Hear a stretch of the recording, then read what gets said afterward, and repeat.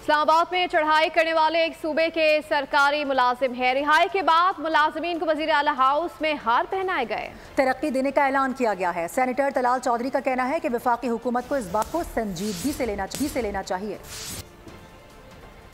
اسلام پر ایک چڑھائی کی گئی جس میں ایک صوبے کے وزیر اعلیٰ کے پی کے آئے۔ کل جن لوگوں نے یہ چڑھائی کی وہ گرفتار ہوئے، اس میں بہت سارے سرکاری ملازمین تھے۔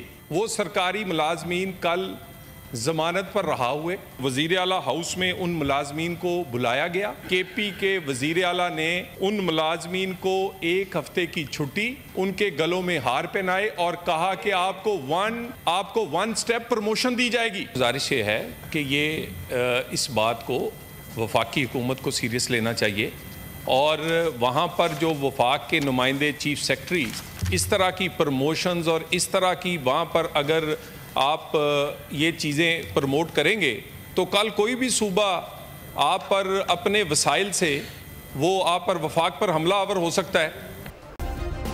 سبسکرائب کریں اور بیل دبائیں تاکہ کوئی خبر رہ نہ جائے۔